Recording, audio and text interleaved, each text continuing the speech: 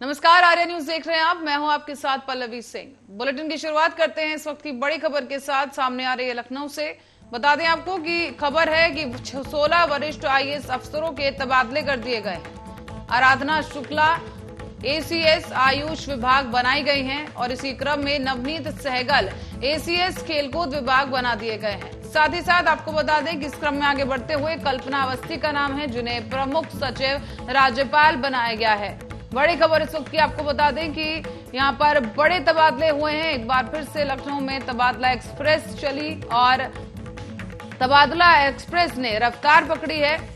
Amit Sharma UP head हमारे साथ जुड़ चुके हैं इसी खबर पर। अमित, आपसे जानना चाहेंगे कि इन तबादलों को लेकर क्या कुछ अपडेट है? जी बिल्कुल बता दूं आपको, जिस तरीके से जो कल जो अपर मुख्य सचिव अवनीश अवस्थी जी का कल रिटायरमेंट था, जिसको देखते हुए कल ये गृह विभाग जैसे वरिष्ठ विभाग जो होता है उस पर किसी की नियुक्ति करना बड़ा होता है, तो इसलिए इन्होंने जो कल जो नियुक्ति किया हुआ है संजय प्रसाद को वहाँ गृह विभाग को उस पर सौंपा गया है। साथ ही साथ हिमांशु कुमार जो है उनको ग्राम विकास एवं ग्राम अभियंत्रण सेवा विभाग सौंपा गया है। वही बड़ी बात यह है कि जो ये तबादला एक्सप्रेस है, अभी इसको जो कल तबादला जिस तरीके से रिटायरमेंट हो रहा था तो सेवानिवृत्त जिस तरीके से हुए हैं, तो उसके बाद से कल इन्होंने जारी कर दिया गया। लेकिन जो सूची जो आई है ये अभी आधी अधूरी सूची है। अभी तबादला एक्सप्रेस में कई आईएएस ऐसे हैं जिनको अभी उसमें सवाल होना बाकी है। तो अमित, यानी कि इसमें अभी और भी कई नाम हैं जो जुड़ सकते हैं, जिनके तबादले हो सकते हैं। अमित, क्या लगता है बड़ा कारण क्या कुछ है कि तबादला एक्सप्रेस को एक बार फिर से रफ्तार दी गई है? बिल्कुल बड़ा सवाल ये है इसमें, जिस तरीके से कई जिले ऐसे हैं, कई मंडल ऐसे हैं जहाँ पर कई वर्षों से, लगभग मैं समझता हूँ 2 साल से अधिक समय से लेकर के वहाँ जिलाधिकारी और कमिश्नर वहाँ अभी तैनात है, जिनकी वहाँ से अभी रवानी होना बाकी है। उसी तरीके से अभी तबादला एक्सप्रेस में इन लोगों को सवार होना भी बाकी है। जी अमित, बहुत बहुत धन्यवाद इस जानकारी के लिए। आपको बता दें कि 16 आईएएस अधिकारियों के तबादले कर दिए गए हैं। आराधना शुक्ला का नाम इसमें शामिल है, जिन्हें एसीएस आयुष विभाग बना दिया गया है। इसी क्रम में आगे आपको बता दें कि नवनीत सहगल एसीएस खेलकूद विभाग बनाए गए हैं और इसी के साथ साथ आपको बता दें कि कल्पना अवस्थी प्रमुख सचिव राज्यपाल बनाई गई।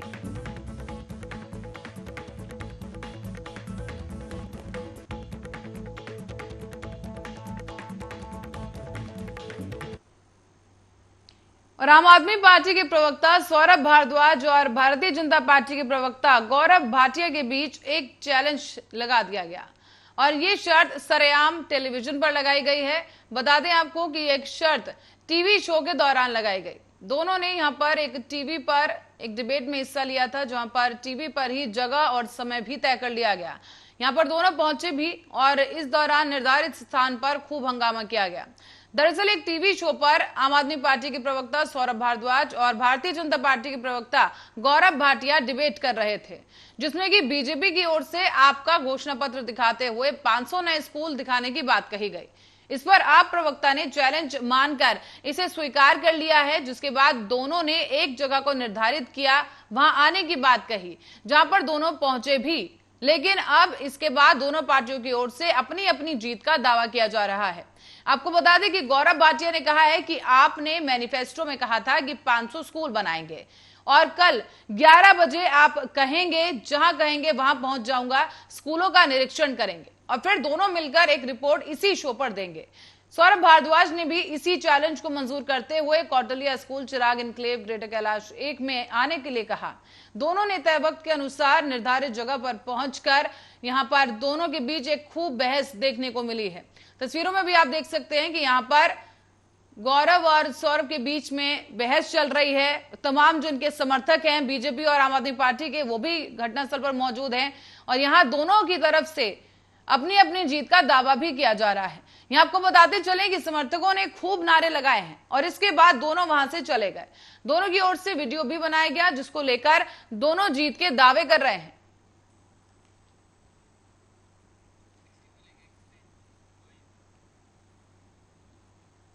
और इस बीच देश में बढ़ती महंगाई के बीच आम लोगों के लिए एक राहत की खबर सामने आई है। 19 किलो के कमर्शियल एलपीजी सिलेंडर आज से सस्ते हो गए हैं और तेल कंपनियों ने कमर्शियल एलपीजी सिलेंडर के दामों में दिल्ली में ₹91.50 की कमी की है।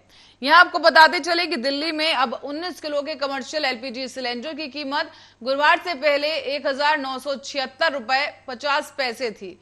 तो वहीं कमर्शियल एलपीजी सिलेंडर की जो कीमत थी वो ₹91.50 की कटौती के बाद अब ₹1976.50 में मिलेगी। इसी के अलावा कोलकाता में 19 किलो के कमर्शियल एलपीजी सिलेंडर की कीमत ₹1995.50 है। मुंबई में ₹1844, चेन्नई में ₹2045 हो गई है। और कोलकाता की बात करें तो यहाँ ₹100, मुंबई में 92.50 यानी कि ₹92.50 और चेन्नई में ₹96 सस्ता यहाँ पर एलपीजी सिलेंडर हुआ है। हालांकि रसोई के गैस सिलेंडर में कोई बदलाव नहीं किया गया है। घरों में इस्तेमाल होने वाले 14.2 किलो के सिलेंडर पहले की दाम पर ही मिला करेंगे। दिल्ली में इसकी कीमत ₹1053 है। पिछले महीने इसमें ₹50 की बढ़ोतरी की गई थी। और गौरतलब है कि लगातार चौथे महीने कमर्शियल गैस सिलेंडर की कीमत में कटौती की गई है। 1 जून को इसमें ₹135 की कमी की गई थी, जबकि 1 जुलाई को ये ₹198 सस्ता हुआ था और 1 अगस्त को इसकी कीमत में ₹36 की कटौती की गई। और इसी क्रम में 1 अप्रैल को 19 किलो वाले कमर्शियल एलपीजी गैस सिलेंडर के दाम ₹249.50 बढ़ा दिए गए थे, जिसके बाद दिल्ली में कमर्शियल एलपीजी सिलेंडर का जो दाम है ₹2253 हो गया था। और फिर एक बार 1 मई 2022 को कमर्शियल एलपीजी गैस सिलेंडर के भाव में ₹104 प्रति सिलेंडर का इजाफा कर दिया गया था।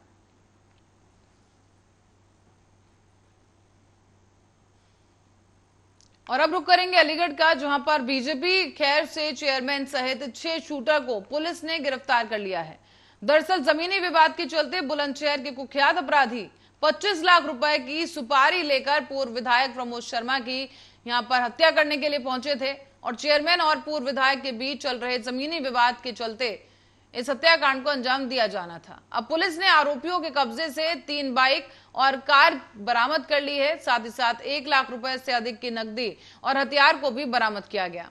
खैर पुलिस ने ये खुलासा भी कर दिया है और पुलिस ने एक लिखी गई स्क्रिप्ट के अनुसार एसएसपी कलानिधि नथानी ने जानकारी देते हुए बताया है कि पूर्व विधायक प्रमोद शर्मा और भारतीय जनता पार्टी खैर के मौजूदा चेयरमैन संदीप अग्रवाल का सिंचाई विभाग की एक जमीन को लेकर काफी लंबे समय से विवाद चल रहा था।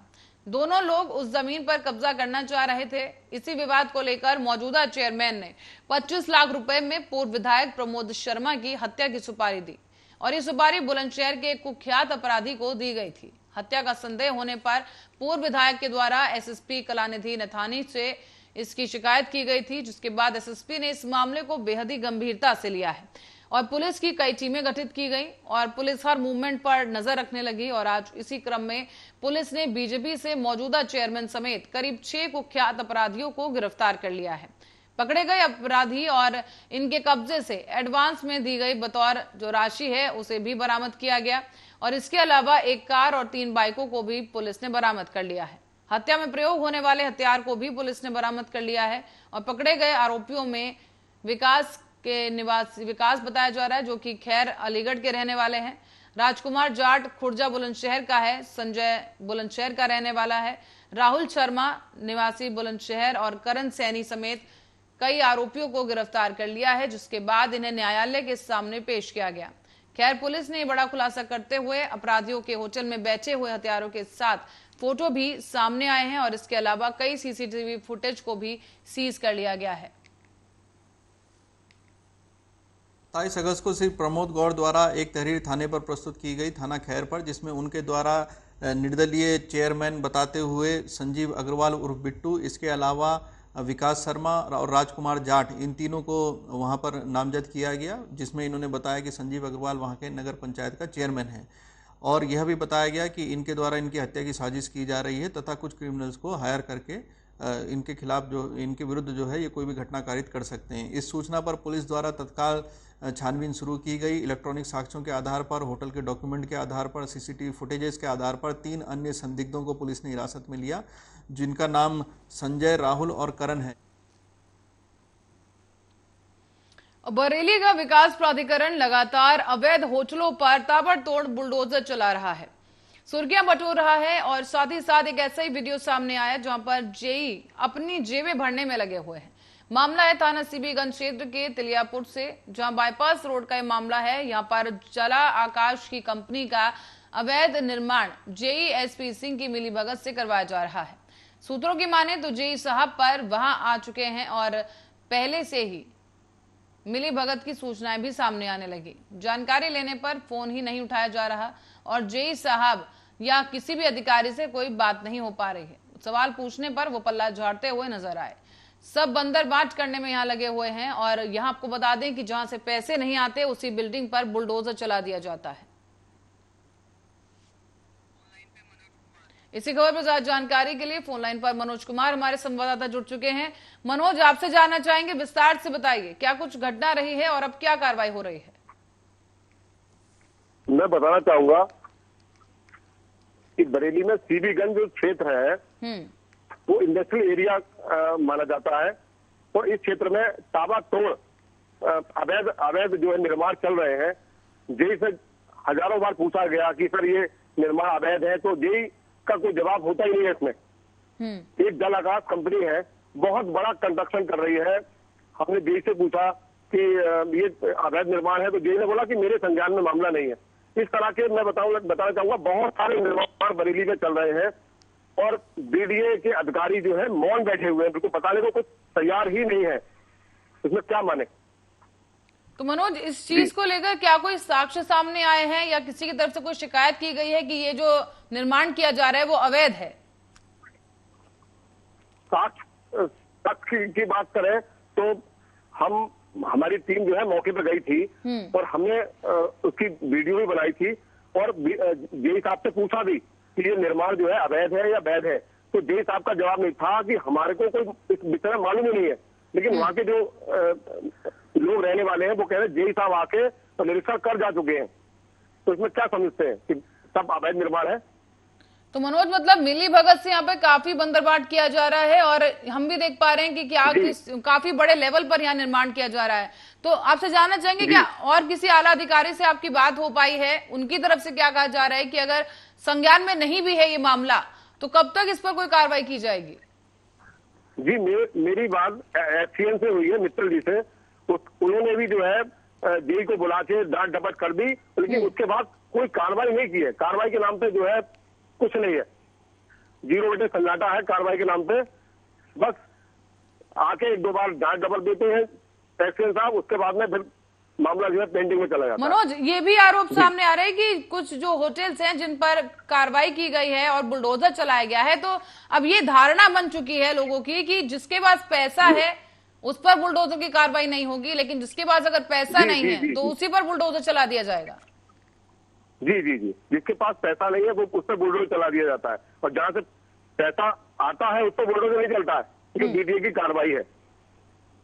तो यानी कि योगी राज में जहां पर सरकार दावे कर रही है कि अवैध निर्माण ध्वस्त किए जाएंगे, वहीं पर इस तरह के अधिकारी भी सामने बैठे हैं जो कि सरकार की जो मंशा है उस पर पलीता लगाने में जुटे हैं। मनोज, आपसे समझना चाहेंगे क्या इस तरह की कोई और भी अवैध वहां पर निर्माण किया जा रहा है? कितने कुल अवैध निर्माण वहां पर किए जा रहे हैं इलाके में? मैं बताना चाहूंगा बरेली में 700 कुछ कॉलोनियां जो है बीडीए ने अवैध ठहराई थी, लेकिन उस अवैध कॉलोनियों का एक्सीएन मित्तल जी कोई जवाब देने को तैयार नहीं है। बोले मेरे मामला संज्ञान में नहीं है, जब संज्ञान में होगा तब मैं आपको बताऊंगा इंक्वायरी करा के। और कितना समय हो चुका है इस बात को? जी मनोज, कितना समय हो चुका है? जी, ये तो 2012 का मामला है। और अधिकारी से आपकी कब बात हुई जब उन्होंने कहा कि हम संज्ञान में लेंगे इस मामले को? ये मामला तो अभी परसों तरसों का है, लेकिन मैंने और भी पता करा था तो बरेली में अनगिनत कॉलोनियां अवैध है, लेकिन बीडीए उस पर कोई कार्रवाई नहीं करने को तैयार नहीं है। तो दर्शकों को बता दें कि जैसे कि हमारे संवाददाता बता रहे हैं कि कुछ ही दिन पहले बातचीत की गई अधिकारियों से, उन्होंने साफ तौर पर कहा है कि मामला संज्ञान में नहीं है। अब देखना ही होगा कि आखिर कितना समय लगता है कि वो मामला संज्ञान में लें और इस पर कार्रवाई करें, जांच की जाए। फिलहाल मनोज, बहुत बहुत धन्यवाद आपका इस जानकारी के लिए। और दर्शकों को बता दें कि बरेली से खबर सामने आ रही है जहां पर धड़ल्ले के साथ अवैध निर्माण कराया जा रहा है और ऐसे में अगर अधिकारियों से, जो भी संबंधित अधिकारी उनसे पूछा जाए तो वो पल्ला झाड़ देते हैं कि ये मामला हमारे संज्ञान में है ही नहीं। अब जनता ये पूछना चाहती है कि आखिर अगर मामला संज्ञान में नहीं है तो संज्ञान में है क्या, क्योंकि काफी बड़े तौर पर आप भी देख सकते हैं काफी बड़े स्तर पर यह अवैध निर्माण किया जा रहा है और सरकार की नाक के नीचे, अधिकारियों के नाक के नीचे आखिर इतना बड़ा निर्माण कैसे हो सकता है और वो कैसे कह सकते हैं कि मामला संज्ञान में नहीं है, और अगर नहीं भी है तो अब आखिर कब तक इस पर कार्रवाई हो पाएगी, ये बड़ा सवाल है जिस पर अधिकारी जवाब देने से पीछे हट रहे हैं। और अब रुकते हैं बड़ी खबर के लिए। बता दें आपको कि ये खबर सामने आई है, जहां उससे पहले आपको दिखा दें सरकारी अस्पताल की जमीनी हकीकत। ये बरेली का अस्पताल है, बरेली का महाराणा प्रताप जिला चिकित्सालय, जहां पर रात में तीमारदारों के रुकने के लिए रैन बसेरा तो बनाया गया है, लेकिन इस भीषण गर्मी में ना तो वहां पर लाइट है, ना ही कोई रुकने की खास व्यवस्था है। 8 बेड पर एक ही पंखा लगा हुआ है और इसमें आप देख सकते हैं कि आखिर कैसे कोई गुजारा करे। यहाँ पर ये शौचालय की तस्वीरें हैं जहां देखा जा सकता है कि गंदगी का अंबार लगा चुका है, बल्कि ये रैन बसेरा ना होकर के बीमारियों का घर है जो कि अस्पताल के ही अंदर बनाया गया है। यहाँ आपको बताते चलें कि सरकार यहाँ पर कई दावे कर रही है, कई यहाँ पर पैसे भी खर्च किए जा रहे हैं सरकार की तरफ से, लेकिन तब ये हाल है और ऐसे में जनता परेशान है कि एक ही पंखे में 8 बेड पर उन्हें गुजारा करना पड़ रहा है। सरकार ने यहाँ पर कई रैन बसेरों के आदेश दिए थे, सारी व्यवस्थाओं को सुनिश्चित करने के लिए भी कहा गया था, लेकिन बावजूद इसके अस्पताल प्रशासन की लापरवाही इस वीडियो में साफ देखी जा सकती है। आपने देखा अभी यहाँ पर पशु भी यहाँ से निकल कर गया है, एक श्वान यहाँ से निकला है अस्पताल में से, और इस दौरान आपको बता दें कि सफाई कर्मी की यहाँ पर बड़ी लापरवाही सामने आई है। कहना है कि सफाई कर्मचारी को तनख्वाह मिलती है, लेकिन बावजूद इसके जब सफाई के लिए कहा जाता है तो तीमारदारों से ये जो सफाई कर्मचारी है 100 रुपए वसूलता है। आपको ये भी बता दें कि अस्पताल में तीमारदारों का ये कहना है कि सफाई कर्मचारी बुलाने पर आता है और 100 रुपए लेता है, तब जाकर वहां सफाई की जाती है। और यहाँ पर आप देख सकते हैं कि कितनी बुरी तरीके से यहाँ पर हालात में लोग रह रहे हैं, सबका पैसा बर्बाद हो रहा है। और यहाँ पर दूसरी ओर तीमारदारों का ये भी कहना है कि पथरी का ऑपरेशन कराने में 4,500 रुपए और वसूली की जाती है। सबसे बड़ी बात यह है कि बरेली जिला अस्पताल अब कमाई का अड्डा बन चुका है। कितनी भी शिकायतें कर लो, लेकिन शिकायतों के बावजूद अधिकारियों के कान पर जू नहीं रेंग रही। तीमारदारों का साफ आरोप है कि कई बार शिकायत की गई, लेकिन अब तक कोई भी कार्यवाही या इस पूरे प्रकरण को लेकर अधिकारियों की तरफ से सुध नहीं ली गई है। किसका ऑपरेशन हुआ है? किस चीज का? कितने पैसे लिए थे डॉक्टर ने? अच्छा, पैसे के बारे में नहीं पता। यहाँ कैसी व्यवस्था है आपकी? यहाँ जहाँ रहे रैन बसेरे में आप रह रही हैं?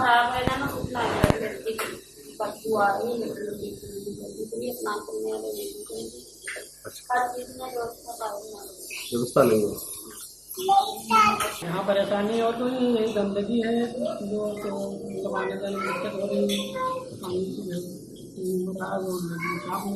सफाई वाला नहीं आ रहा है क्या? नहीं, वो तो आता है कभी जब बुलाया जाता है तब आता है। कितने दिन हो गए आपको रहते हुए यहाँ पे? आज हमारा चौथा दिन है। कितने बार आया वो सफाई वाला? एक बार आया, बुला नहीं पाया है। और लेटरिन आपकी भरी पड़ी हुई है? ये भरी पड़ी हुई, पानी भी नहीं आ रहा। पंखा एक पंखा लगा हुआ है बेड लगा इसमें, इसमें है ही नहीं, पंखा ही नहीं। क्या आप किस पेशेंट को लेके आए हैं? हमारा पेशेंट ये है जो क्या हुआ है इन्हें, क्या दिक्कत है? उनके मतलब बच्चे में गांठ है तो उसका ऑपरेशन। और हार्ट अटैक से पीडब्ल्यूडी के सहायक अभियंता की अचानक से मौत हो गई है। बता दें आपको कि दरअसल प्रांतीय खंड में सर्कल के लिपिक के विदाई समारोह के दौरान कार्यक्रम में अचानक से उन्हें दौरा पड़ा और अभियंता को अचानक से हार्ट अटैक आ गया, जिससे उनकी तबीयत खराब हो गई। इस दौरान कार्यक्रम से निकलकर बरामदे में उन्हें लेकर आया गया और इस दौरान वो गिर पड़े। अस्पताल उन्हें पहुंचाया गया, जहां डॉक्टरों ने उन्हें मृत घोषित कर दिया है। आरा बिहार के रहने वाले थे मृतक अभियंता अजीत कुमार सिंह। और दरअसल आपको बता दें कि मिर्जापुर के प्रांतीय लोक निर्माण विभाग में कार्यरत सहायक अभियंता अजीत कुमार सिंह का दिल का दौरा पड़ने से आकस्मिक निधन हो गया है। अब प्रांतीय लोक निर्माण खंड में शाम को ही सर्कल के एक लिपिक के सेवानिवृत्त होने पर उन्हें विदाई दी जा रही थी। इसके लिए कार्यक्रम रखा गया था जिसमें अधिकारी और कर्मचारी शामिल थे। कार्यक्रम के दौरान ही अचानक से सहायक अभियंता को हार्ट अटैक आया कार्यक्रम को छोड़कर वो बाहर बरामदे की तरफ गए और वहां वो गिर पड़े। उन्हें गिरा हुआ देखकर तमाम जो अधिकारी और कर्मचारी थे उन्होंने तत्काल ही उनके परिजनों को सूचित किया, जिसके बाद उन्हें मंडलीय अस्पताल पहुंचाया गया, जहां डॉक्टर्स ने उन्हें मृत घोषित कर दिया है। अब अभियंता की आकस्मिक मौत से विभाग के साथ साथ परिसर में और परिवार में भी शोक की लहर है। प्रांतीय खंड के अधीक्षक अभियंता ने बताया है कि मृतक अभियंता बहुत ही कर्मठ और व्यवहार कुशल थे। कुमार सिंह हैं, हमारे यहाँ सहायक अभियंता थे प्रांतीय खंड लोक निर्माण विभाग मिर्जापुर में। और आज एक फेयरवेल का कार्यक्रम था 5 बजे, जो हमारे बड़े बाबू थे सर्किल ऑफिस के, उन्हीं का रिटायरमेंट था, उन्हीं की फेयरवेल कार्यक्रम चल रहा था। आप भी वहाँ पे उपस्थित थे। 2 शब्द कहने के लिए आपको कहा गया, इन्होंने अपना 2 शब्द कहा और कहने के बाद इनको कुछ अनिजी लगा, तो वहाँ से निकल करके सीधे जो है ये बरामदे की तरफ आए और ऑल ऑफ सडन जो है गिर गए। अच्छा। फिर सब लोगों ने मिल करके तुरंत इनको गाड़ी में उठाया और बिठा करके लिटाया और लिटा करके डिस्ट्रिक्ट हॉस्पिटल लेकर के हम लोग आ गए। बाकी यहाँ पे इलाज के दौरान जो ये बताया गया कि इनका जो नो मोर।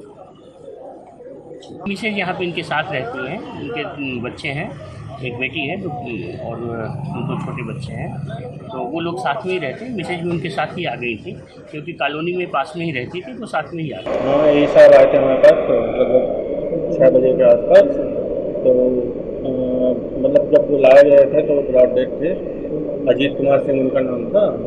तो वो लाए थे, बता रहे थे कि उनके यहाँ कोई फेयरवेल पार्टी की फंक्शन चल रहा था, किसी का होता विदाई समारोह था। तो मैंने अपना मतलब स्पीच जो भी दिया और उसके बाद बैठे थे, पानी पिए और एक गिर पड़े। तो जब तक हमारे पास आए थे हमने चेकअप किया था अपना CPI लिए, लेकिन ये उनको लाते लाते यहाँ पे लेट हो गया था, तो आज भी एक्सपायर हो चुके थे हमारे पास। हाँ, यही साहब आए थे हमारे पास लगभग। और सिरेनी की खबर है, जहां से क्षेत्र के अंतर्गत रास्ते में पैदल जा रहे एक ही परिवार की 3 लड़कियों को अनियंत्रित तेज रफ्तार पिकअप ने टक्कर मार दी। टक्कर मारने के बाद अनियंत्रित होकर तेज रफ्तार पिकअप सड़क के किनारे गड्ढे में पलट गया, जिससे टक्कर लगने से भी 3 लड़कियां गंभीर रूप से घायल हो गई हैं। बता दें आपको कि तीनों लड़कियों को थाना क्षेत्र के देवनगर जो कि रहने वाले बताए जा रहे हैं और उन्हें अस्पताल में भर्ती कराया गया है। बताया जा रहा है कि टक्कर लगने से वो बुरी तरह से जख्मी हो गई हैं और आनन फानन में उन्हें झावखेड़ा अस्पताल में भर्ती करा दिया गया है। हालत गंभीर होने पर उन्हें जिला अस्पताल रायबरेली के लिए रेफर किया गया और तीनों युवतियों का इलाज फिलहाल जिला अस्पताल रायबरेली में चल रहा है।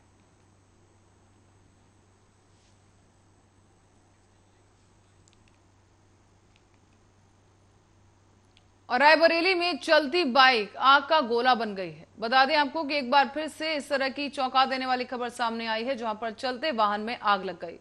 खबर है रायबरेली से, जहां पर एक बाइक से जा रहे युवक की गाड़ी में अचानक से आग लग गई और आग लगते ही ये बाइक सवार बाइक से कूद गया और इसने अपनी जान बचाई। आपको बता दें कि आग लगने से आसपास के लोगों में भी हड़कंप मच गया और घटना जगतपुर थाना क्षेत्र के अंतर्गत लक्ष्मणपुर गांव की बताई गई। यहाँ पर जो स्थानीय लोग हैं उन्होंने आग बुझाने का प्रयास भी किया है, लेकिन आप देख सकते हैं कि बाइक जो है काफी बुरी तरह से जल गई है। अचानक से चलते हुए इस बाइक में आग लग गई। हालांकि किसी को नुकसान नहीं हुआ है। बाइक सवार ने मौके पर ही बाइक से कूदकर अपनी जान बचाई। और लखनऊ प्रयागराज मार्ग से खबर सामने आ रही है, जहां पर लखनऊ और प्रयागराज के राजमार्ग पर सुबह को ही एक दर्दनाक हादसा हो गया है। मामला है जगतपुर थाना क्षेत्र के अंतर्गत कस्बे का, जहां प्रयागराज की तरफ से आ रही एक भूसे से लदे अनियंत्रित ट्रक बेलगाम हो गया और इस ट्रक ने दरवाजे पर सो रहे 22 साल के एक युवक, जिसका नाम आयुष कुमार बताया गया, और 2 गौवंशों को रौंदते हुए ये जो ट्रक है बिजली के खंभे से जा टकराया है। इसी कारण दर्दनाक इस हादसे में युवक समेत दोनों गौवंशों की मौत हो गई है। और आपको बता दें कि युवक की मौत से परिजनों में कोहराम मच गया। मौके पर पहुंची पुलिस ने भी शव को कब्जे में लेकर पोस्टमार्टम के लिए भेज दिया है और ट्रक को कब्जे में लेकर पुलिस थाने ले आई है। आगे की कार्रवाई भी की जा रही है। तस्वीरों में भी आप देख सकते हैं कि यहाँ पर वाहनों के बीच में टक्कर काफी जोरदार तरीके से हुई है और इस दौरान घर के बाहर सो रहे 2 गौवंश और एक युवक की मौत हो गई।